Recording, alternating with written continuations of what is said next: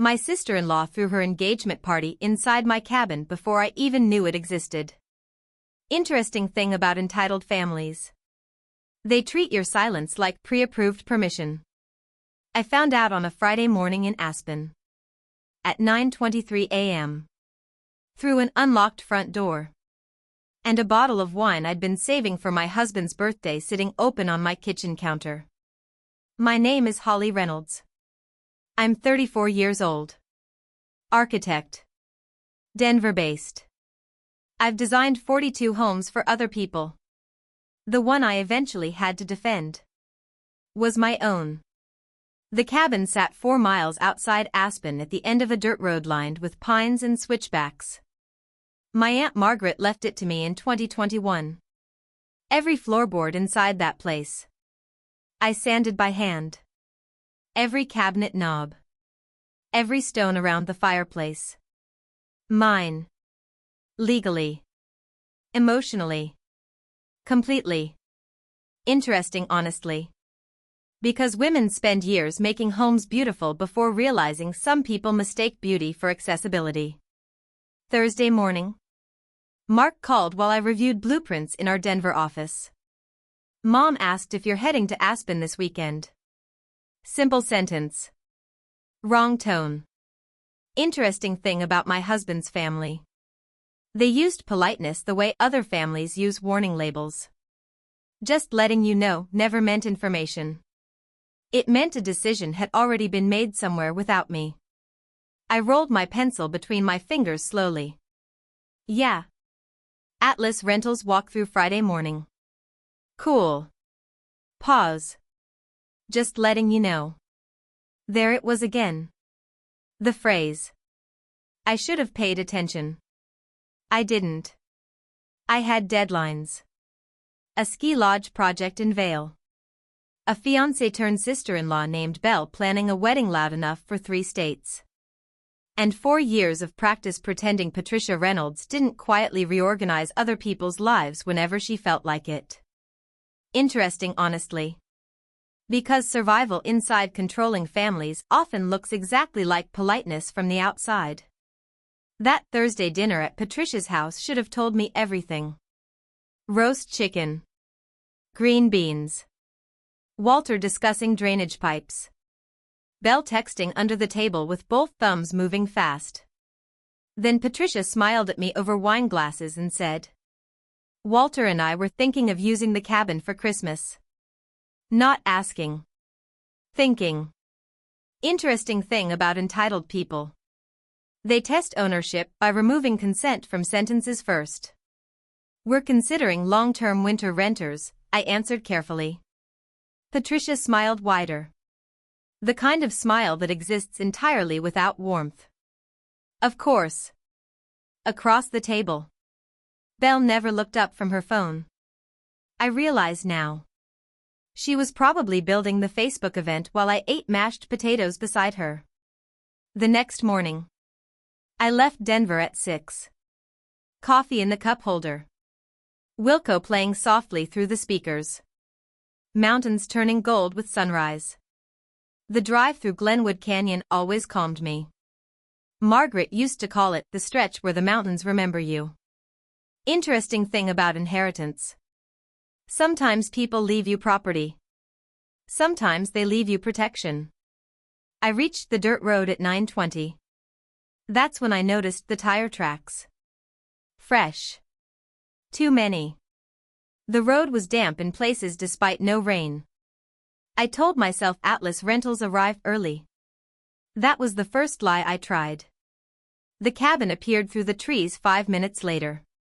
4 cars in the gravel lot. None belonging to Atlas. One white Audi I recognized instantly. Belle. I turned off the engine and sat there for 15 seconds. Music drifted through the windows. Bass heavy. Party music. Interesting, honestly.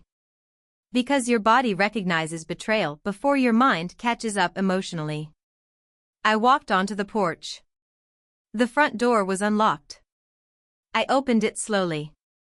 The living room was full. Belle on my sage green sofa with wine balanced on the armrest. Her cousin Tara scrolling through her phone. Patricia's sister Diane in cashmere.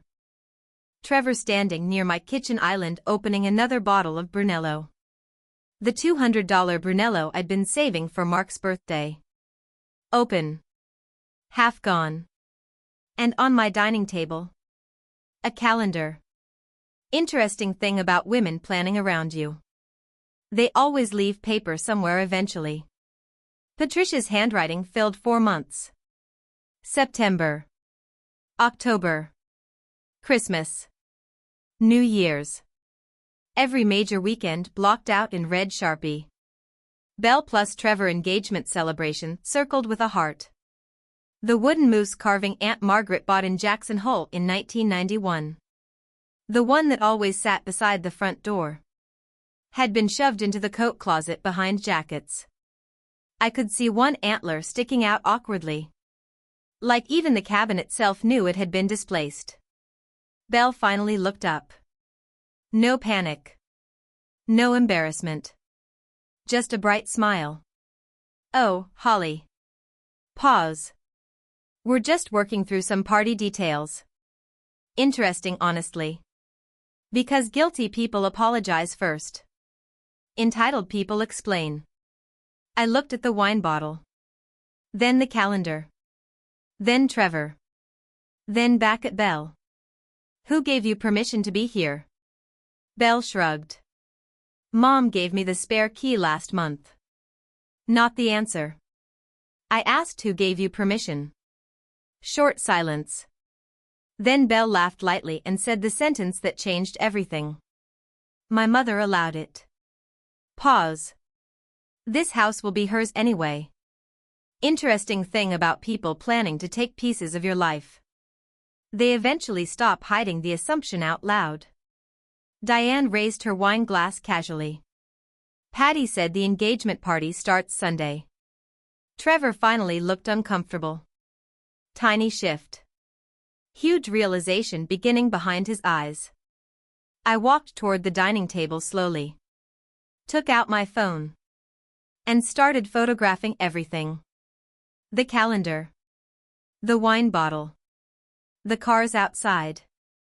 The moved moose carving. Every blocked out holiday weekend. Belle frowned immediately. Holly, don't be weird. Interesting, honestly. Because people violating boundaries always act offended once evidence appears. I turned toward Trevor calmly. Trevor, hi. Pause. I'm Holly. Mark's wife. Another pause. This cabin belongs to me. His face changed instantly. Not defensive. Confused. Real confusion. Interesting thing about outsiders. They often recognize dysfunction faster than the family living inside it. I picked up my rental folder from the counter. I have a meeting in 20 minutes. Pause. I'll let your fiancé explain the rest. Then I walked out. No screaming. No scene. No slammed door. Because honestly, anger is for people without paperwork. And somewhere in the bottom drawer of my Denver office desk, a leather folder waited exactly where Aunt Margaret left it 5 years earlier. I made it to Glenwood Springs before I finally stopped the car. Interesting thing about betrayal. Your body usually processes it before your emotions do. I pulled into a rest area beside the interstate. Red sandstone cliffs. Cold mountain air. Hands locked around the steering wheel so tightly my knuckles hurt. And honestly, I wasn't angry yet. Not fully. I was reorganizing reality. Huge difference. Because until that Friday morning, I genuinely believed my husband's family saw me as temporary furniture. Annoying sometimes. Too independent. Too private. But still fundamentally respected. Then Belle opened my wine. Blocked out 4 months on my calendar. And told her fiancé my cabin would eventually belong to her anyway. Interesting thing about entitlement. It always starts as fantasy before becoming logistics. I called Atlas Rentals first. Professional voice. Clean sentences. Family issue at the property. I need to reschedule. The representative asked carefully. Should we be concerned about unauthorized occupants? Unauthorized occupants. Interesting, honestly. Because strangers often describe your situation more accurately than family does. Yes, I answered quietly. They'll be gone by next Friday.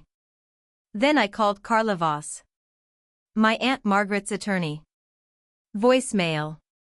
Carla, it's Holly. Pause. There's a situation at the cabin. I explained the spare key. The engagement party.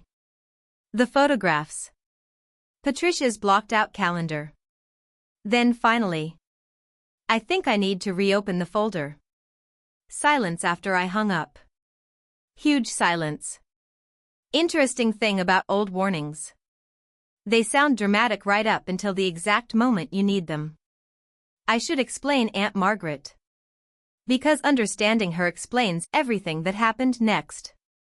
Margaret Reynolds never married. Never had children. Lived alone in Boulder with 2 rescue collies and enough books to collapse weak shelves.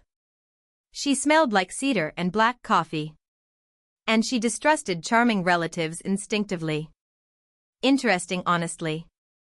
Because women who lose property once rarely mistake politeness for safety again. When she died in 2021. Carla handed me a leather folder in a downtown conference room. Tan leather. Heavy. Margaret's name embossed in gold along the bottom corner. Read page 3 privately, Carla told me. I opened it that night alone in my apartment. Cream paper. Fountain pen handwriting. Margaret's exact slanted cursive. And one sentence I never forgot.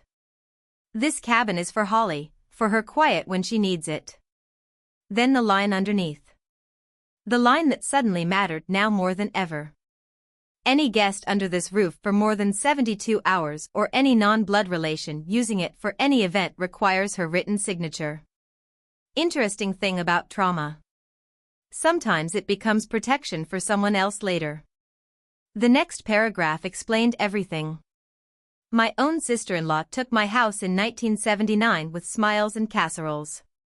Pause. I will not let that happen to my niece. At 29? I cried reading it. At 34? I finally understood it. Margaret wasn't paranoid. She was experienced. I drove home to Denver in complete silence. No music. No podcasts. Just tires against asphalt and my brain replaying Belle's sentence over and over. This house will be hers anyway. Not maybe. Not hopefully. Will. Interesting, honestly. Because families planning to absorb your property emotionally usually start speaking about ownership before legal reality catches up.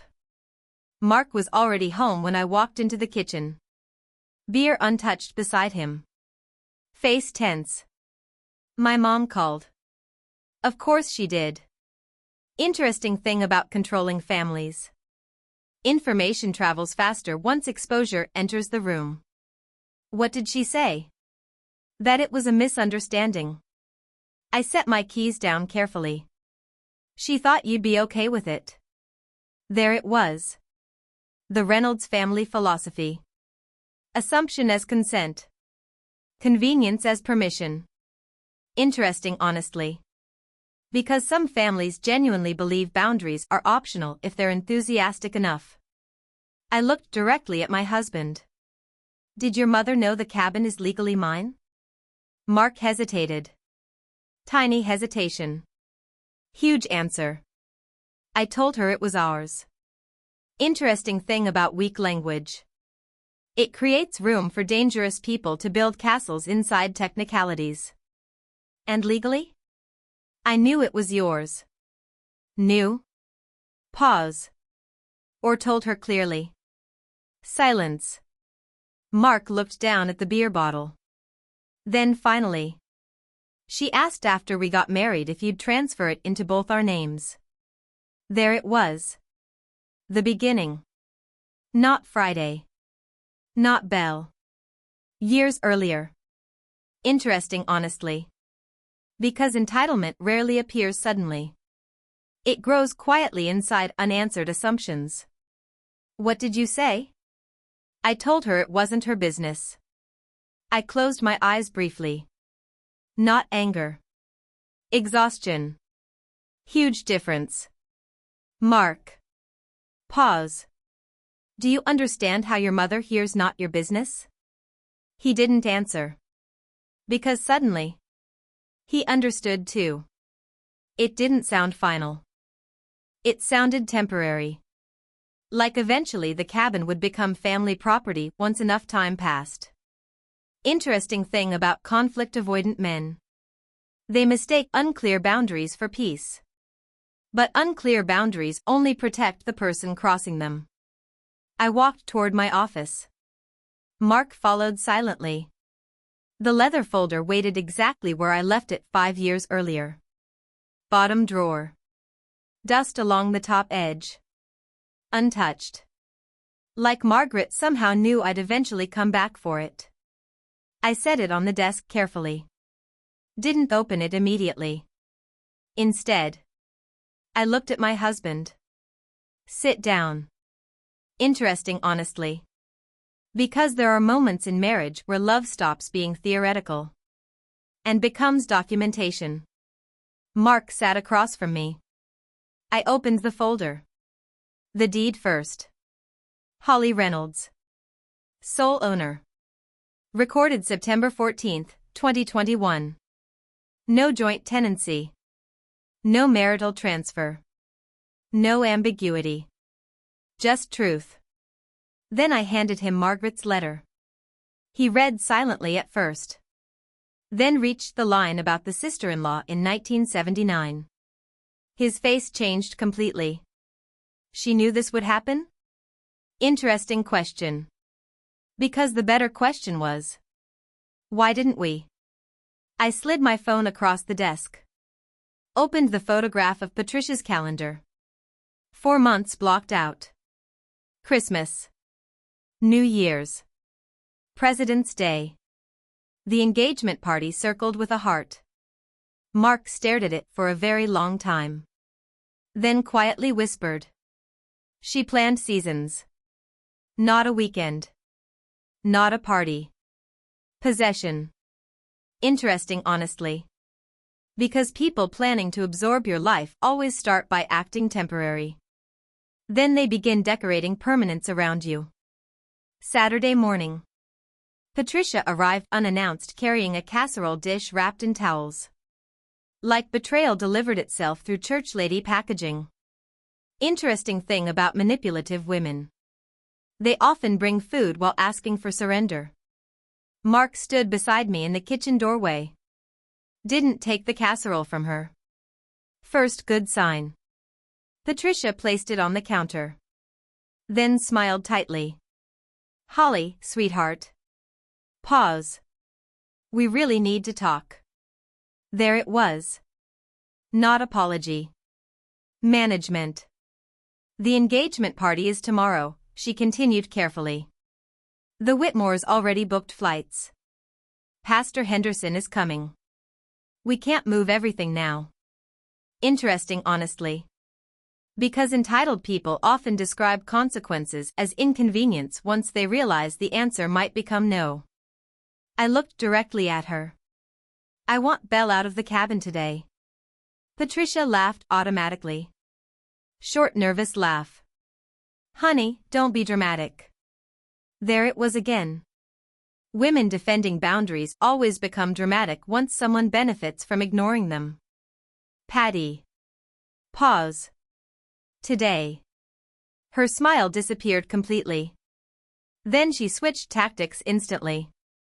I watched it happen in real time. What would Margaret think? Interesting, honestly. Because manipulative people always borrow dead relatives once living arguments fail.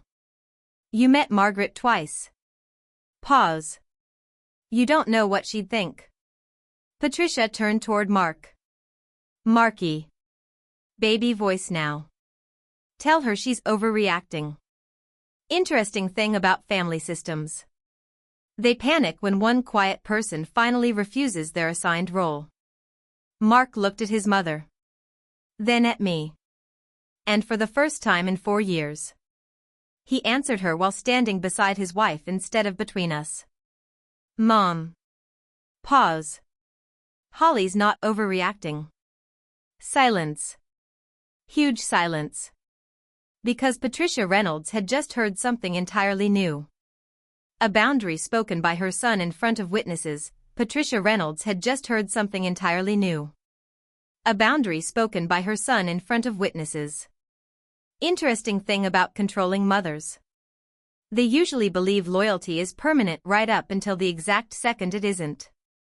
The kitchen went completely silent after Mark defended me.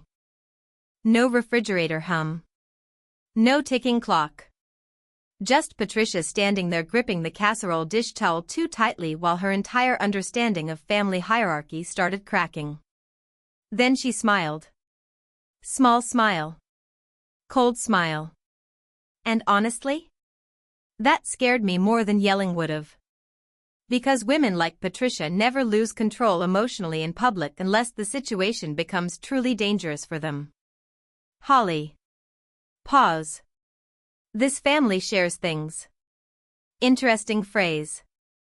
Because entitled people always rename ownership into selfishness once they want access to it. I leaned against the kitchen island carefully. No. Pause. This family assumes things.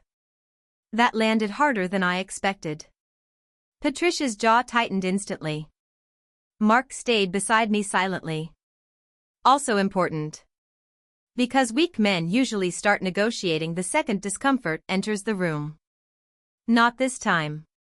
Interesting honestly. Because marriage changes completely once someone finally chooses clarity over peacekeeping.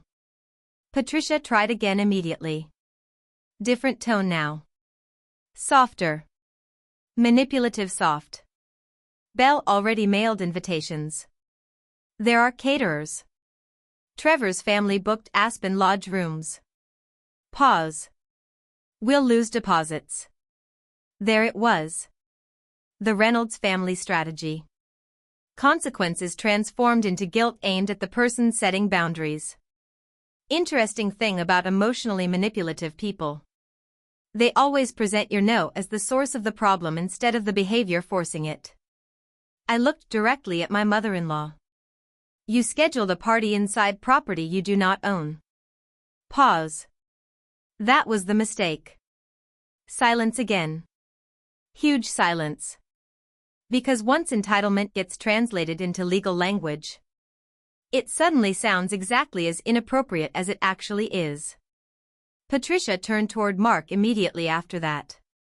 Panic hidden beneath politeness now. Your wife is humiliating Belle.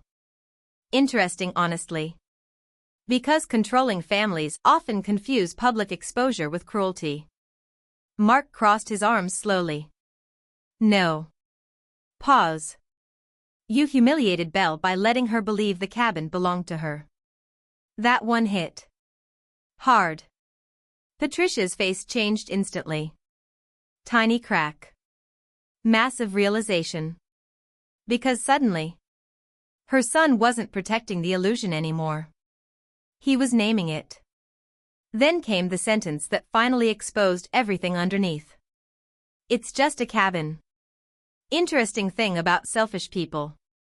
They minimize things immediately after failing to take them. I laughed once quietly. Not because anything felt funny. Because that sentence explained 4 years perfectly. The cabin only became just a cabin once access disappeared. Not while Patricia blocked out Christmas. Not while Belle planned engagement photos there. Not while they handed out spare keys without asking me. Interesting honestly. Because people reveal what something means to them by how aggressively they pursue control over it. Then the front door opened. Belle walked in carrying garment bags and 2 florist sample books. Still smiling. still assuming. Until she saw Patricia's face. Interesting thing about entitled daughters. They usually inherit confidence before they inherit reality. What happened? Nobody answered immediately. Trevor entered behind her holding coffee trays. Then froze too. I watched the exact moment he realized this wasn't a family misunderstanding. This was ownership. And his fiancée's family had crossed lines badly. Belle set the garment bags down slowly. Holly. Pause. Please don't ruin this weekend. There it was. The accusation. Not. I'm sorry. Not. We shouldn't have assumed. Just emotional pressure disguised as diplomacy. Interesting, honestly. Because accountability always sounds unreasonable to people who already spent the money emotionally. I pulled out my phone. Opened the photographs from the cabin. The calendar. The wine. The moved decorations.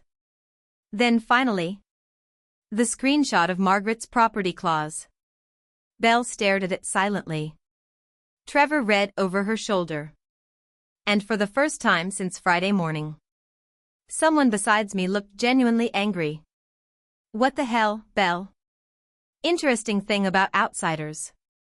They often react correctly once family conditioning isn't clouding reality. Belle turned immediately defensive. Your mother said it was fine.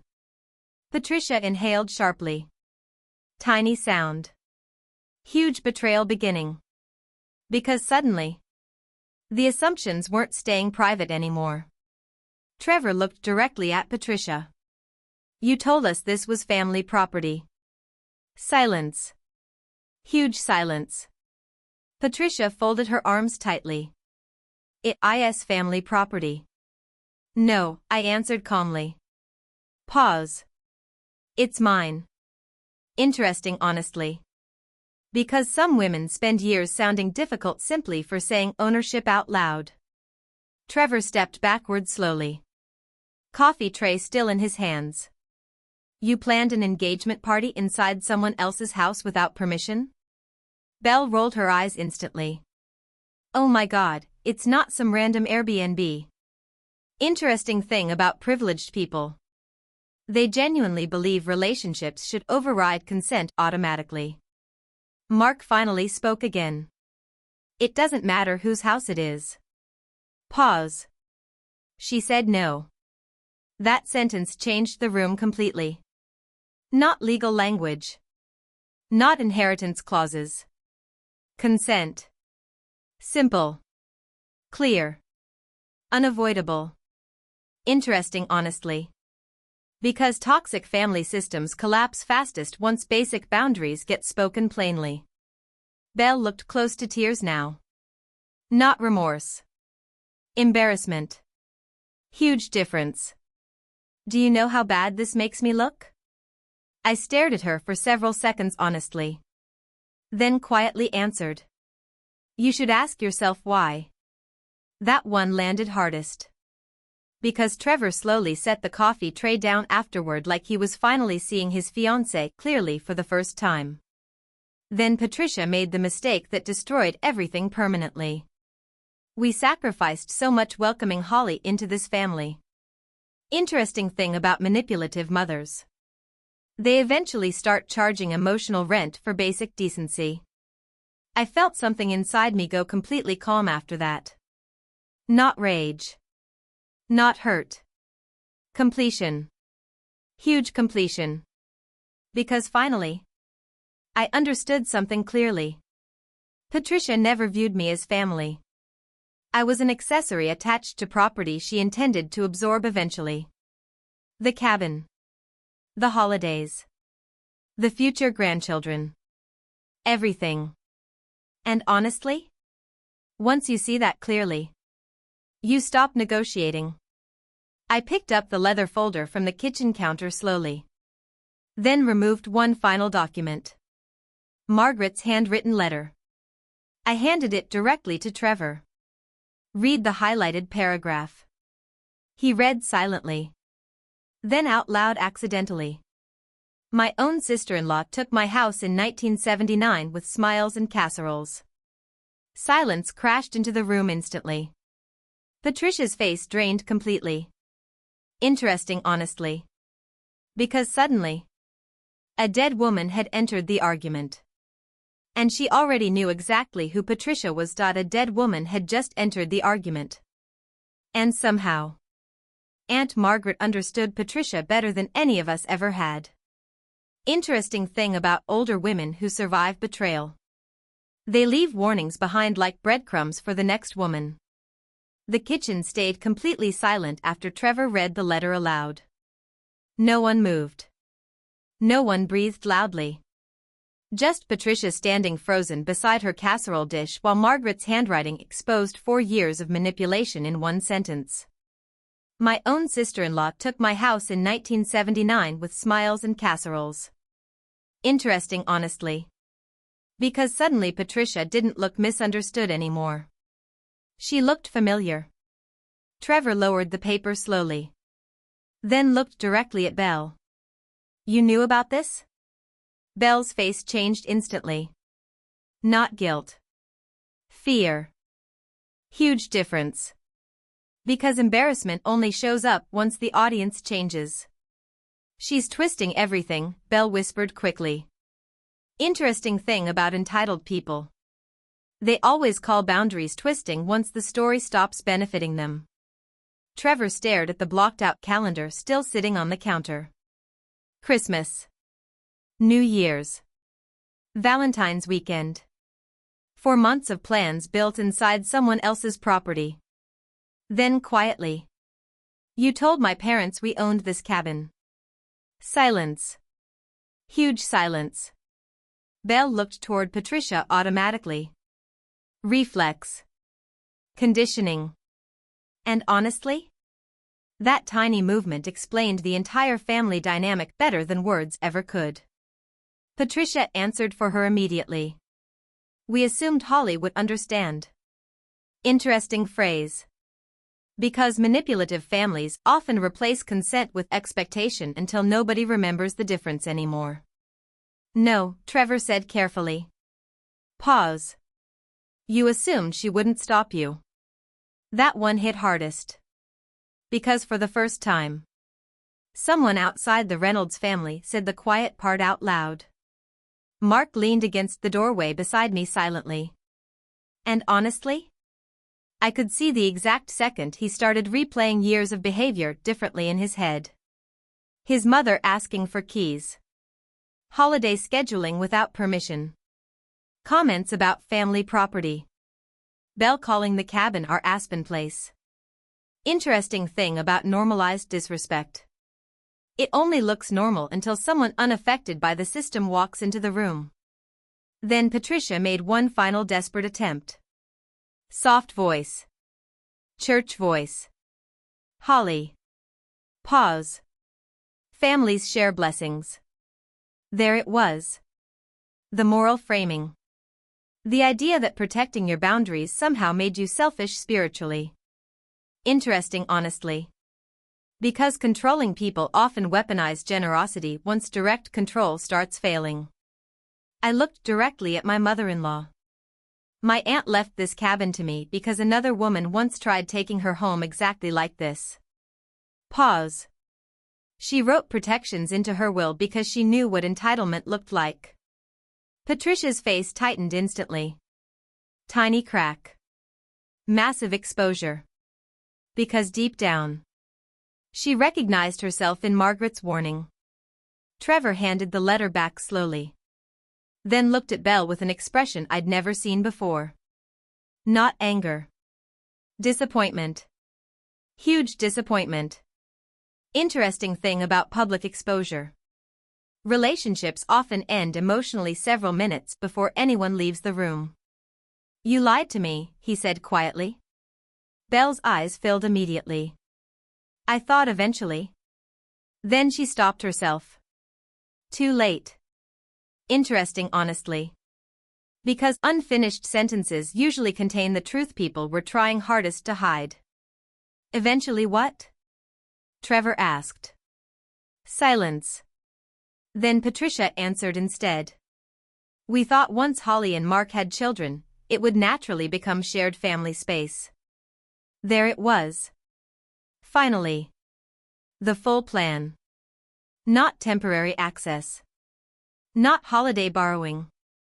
Inheritance absorption. Slow. Quiet. Permanent. Interesting thing about entitlement. People genuinely believe time alone can transfer ownership emotionally. Mark stared at his mother like he'd never seen her clearly before. Mom. Pause. You were planning our future around property that isn't yours. Patricia crossed her arms tightly. You're acting like strangers. Interesting thing about toxic family systems. They call boundaries cold because access used to be automatic. No, Mark answered quietly. Pause. We're acting like adults. That sentence changed everything. Because suddenly Patricia realized something terrifying. Her son wasn't returning to his assigned role. Not mediator. Not peacekeeper. Not translator between difficult women. Husband. Fully. Interesting honestly. Because controlling parents panic once their children stop prioritizing comfort over truth. Belle grabbed her purse suddenly. Mascara already smudging beneath one eye. This is humiliating. I watched her carefully for a second. Then answered honestly. No. Pause. What's humiliating is planning a life inside someone else's home before asking. Trevor closed his eyes briefly after that. And honestly? I think that was the exact moment his engagement started dying. No yelling followed. No dramatic explosion. Just silence heavy enough to crush fantasy completely. Interesting thing about consequences. They're usually quieter than revenge. Patricia left first. Casserole untouched on the counter. Front door closing harder than necessary. Belle followed 10 minutes later carrying the florist books against her chest like shields. Trevor apologized before leaving. Twice. Real apology too. Not management. Not excuses. Just shame. Interesting honestly. Because decent people react differently once they realize they benefited from someone else's boundary violation. After the cars disappeared down the street. The house finally became quiet again. Real quiet. Not tension quiet. Peaceful quiet. Huge difference. Mark stood beside the kitchen window for a long time afterward. Hands in pockets. Looking older somehow. Then finally whispered. I should have stopped this years ago. Interesting thing about love. Sometimes accountability is the most romantic sentence someone can say. I walked toward him slowly. No. Pause. You should have seen it years ago. Huge difference. Because blindness and silence are not the same thing. He nodded once. Didn't defend himself. Didn't argue. Also important. Then quietly. Do you still want the cabin? Interesting honestly.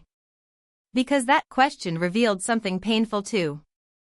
Part of him genuinely believed his family might have poisoned it for me permanently. I thought about Aunt Margaret then. The cedar smell inside the hallway. Snow against the porch railing in January. Coffee beside the fireplace. The line in her letter. This cabin is for Holly, for her quiet when she needs it. And suddenly, I understood something clearly. The cabin was never really about property. It was about permission. Permission to keep something entirely mine without apologizing for it. Yes, I answered softly. Pause. I still want it. 3 months later. Trevor canceled the engagement. Patricia stopped speaking to me for almost a year. Belle told relatives I broke up the family. Predictable honestly. Because dysfunctional systems always blame the person who finally interrupts the pattern. But the cabin? The cabin stayed exactly where Aunt Margaret intended. Mine. Legally. Emotionally. Completely. And honestly? Sometimes healing begins the exact moment a woman stops confusing access with love.